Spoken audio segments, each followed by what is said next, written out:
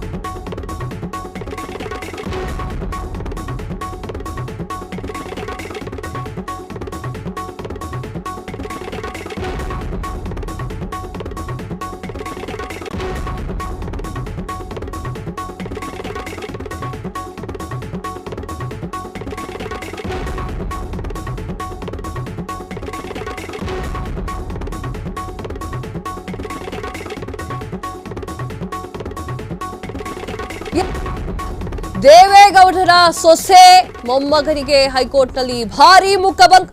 ಭವಾನಿ ರೇವಣ್ಣ ಸಲ್ಲಿಸಿದಂತಹ ಅರ್ಜಿ ವಜಾ. ಖಾಸಗಿ ವಕೀಲರನ್ನ ನೇಮಿಸಿಕೊಳ್ಳಲು ಸಮಯ ಕೇಳಿದ್ದಂತಹ ಭವಾನಿ. ಮಗನ ಪರವಾಗಿ ಹೈಕೋರ್ಟ್ಗೆ ಅರ್ಜಿಯನ್ನ ಸಲ್ಲಿಸಿದಂತಹ ಭವಾನಿ. ಆದರೆ ಭವಾನಿ ಸಲ್ಲಿಸಿದಂತಹ ಅರ್ಜಿ ಮಾನ್ಯ ಮಾಡದ ಹೈಕೋರ್ಟ್ ಅರ್ಜಿ ಪರಿಗಣಿಸಿ ಆದೇಶ ಕೊಟ್ಟರೆ ವಿಚಾರಣಾ ನ್ಯಾಯಾಲಯದ ನೈತಿಕ ಸ್ಥೈರ್ಯ ಕುಗ್ಗಿಸಬಹುದು. ಹೀಗಾಗಿ ನಿಮ್ಮ ಅರ್ಜಿಯನ್ನ ಪರಿಗಣಿಸಲು ಸಾಧ್ಯವೇ ಇಲ್ಲ. ಹೈಕೋರ್ಟ್ ನ್ಯಾಯಮೂರ್ತಿ ವಿಶ್ವಜಿತ್ ಶೆಟ್ಟಿ ಅಭಿಪ್ರಾಯ ವ್ಯಕ್ತಪಡಿಸಿದ್ದಾರೆ. ಪ್ರಜ್ವಲ್ ರೇವಣ್ಣ ವಿರುದ್ಧದ ಅತ್ಯಾಚಾರ ಪ್ರಕರಣ ಏಪ್ರಿಲ್ 29ರಂದು ಸರ್ಕಾರಿ ವಕೀಲರನ್ನ ನೇಮಿಸಿ ಆದೇಶ. ಬೆಂಗಳೂರಿನ ಜನಪ್ರತಿನಿಧಿಗಳ ನ್ಯಾಯಾಲಯ ಆದೇಶಿಸಿತ್ತು. ಪ್ರಜ್ವಲ್ ವಕೀಲರಾಗಿದ್ದಂತಹ ಅರುಣ್ ಜಿ ಪ್ರಕರಣದಿಂದ ಹಿಂದಕ್ಕೆ ಸರಿದ್ರು. ಹೀಗಾಗಿ ಬೇರೆ ವಕೀಲರನ್ನ ನೇಮಿಸಿಕೊಳ್ಳುವಂತೆ ಸೂಚಿಸಲಾಗಿತ್ತು. ಆದರೆ ಏಪ್ರಿಲ್ 29ರ ಒಳಗೆ ಬೇರೆ ವಕೀಲರ ನೇಮಕಕ್ಕೆ ವಿಫಲವಾಗಿದೆ. ಆದ ಕಾರಣ ಭವಾನಿ ರೇವಣ್ಣ ಅವರು ತನ್ನ ಮಗನ ಪರವಾಗಿ ನಿಂತಿದ್ದಾರೆ. ಮಗನ ಜೈಲು ಸೇರಿರೋದನ್ನ ನೋಡ್ಲಾಗದೆ ತಾಯಿ ಭವಾನಿ ರೇವಣ್ಣ ಪ್ರಜ್ವಲ್ ಪರವಾಗಿ ಹೈಕೋರ್ಟ್ಗೆ ಮೊರೆಯನ್ನ ಸಲ್ಲಿಸಿದ್ದಾರೆ. ಶುಕ್ರವಾರ ಆರಂಭವಾಗಲಿರುವಂತಹ ಸಾಕ್ಷಿಗಳ ವಿಚಾರಣೆಗೆ ತಡೆ ನೀಡುವಂತೆ ಮನವಿ ಕೂಡ ಮಾಡಿದ್ರು. ಜೊತೆಗೆ ಹೊಸ ವಕೀಲರ ನೇಮಕಕ್ಕೆ ಕನಿಷ್ಠ 7 ದಿನ ಕಾಲಾವಕಾಶವನ್ನ ಕೋರಿ ಅರ್ಜಿಯನ್ನ ಕೂಡ ಸಲ್ಲಿಕೆ ಮಾಡಿದ್ದು.